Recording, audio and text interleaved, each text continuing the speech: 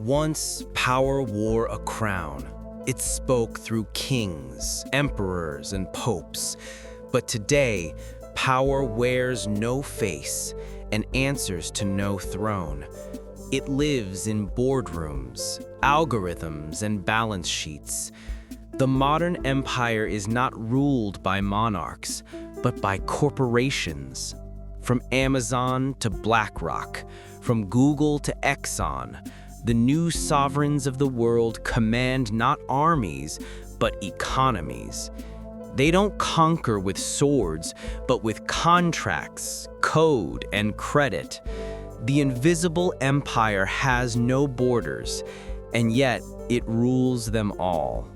The idea of a company was once simple, a group of merchants pooling their gold to chase fortune. But in the 17th century, something new was born: the corporation, a creature of law, designed to live longer than any man.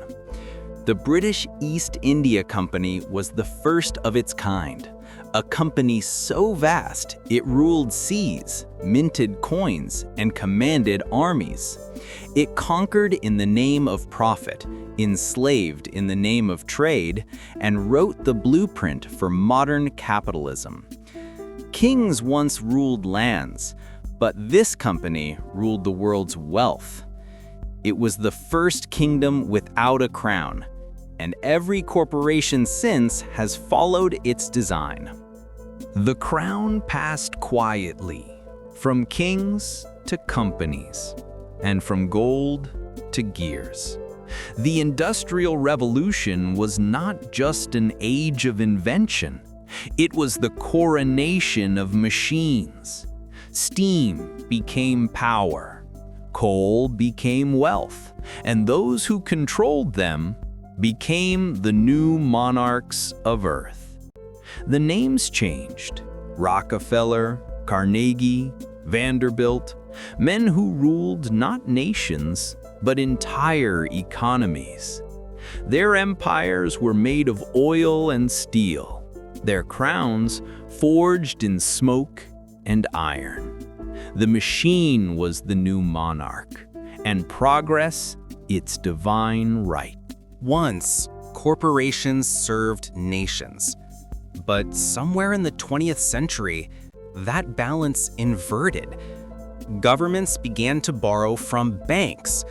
Politicians took orders from donors, and the map of the world redrew itself, not by borders, but by brands. Exxon had more ships than most navies. Coca-Cola had more ambassadors than the Vatican. Apple's market cap rivaled entire nations. These were not companies anymore. They were states, with citizens called consumers and armies of algorithms. Power no longer conquered by war.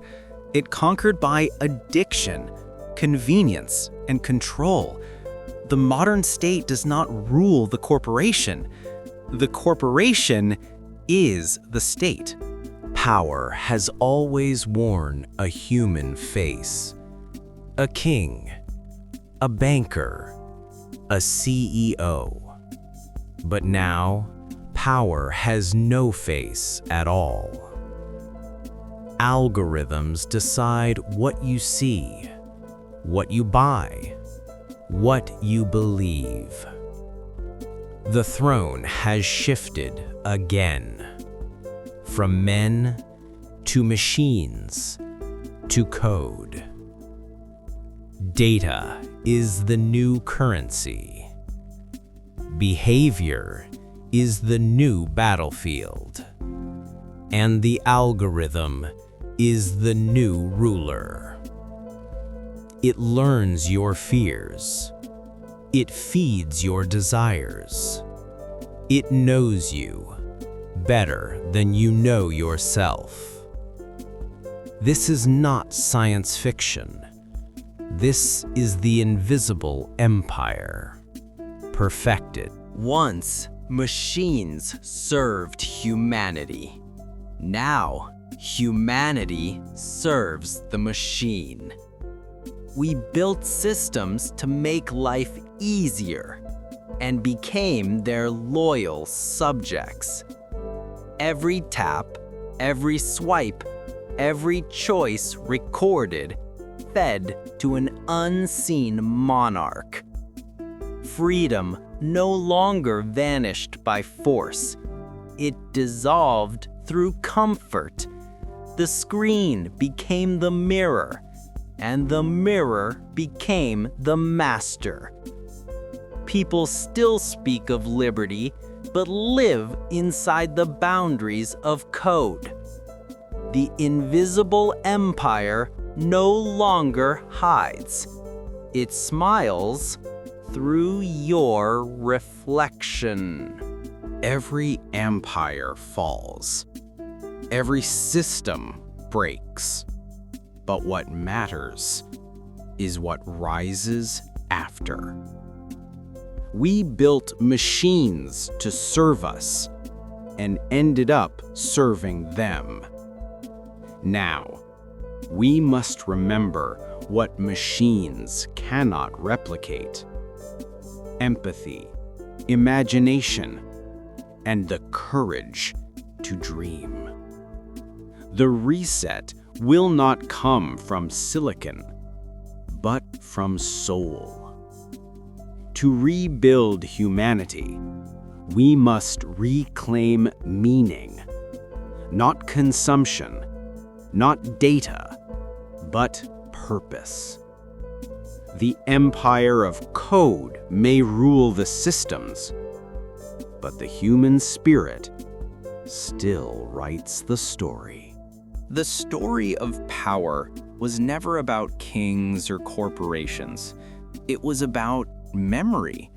Humanity builds empires, forgets their lessons, and begins again. From stone to steel, from gold to code, we have always chased control. But control is an illusion. The only real power has always been understanding. When we learn from the ruins, when we remember the cost, the invisible empire loses its hold. History is not a circle, it is a mirror. And when we dare to look into it, we do not see kings or machines or debt. We see ourselves and the chance to begin again.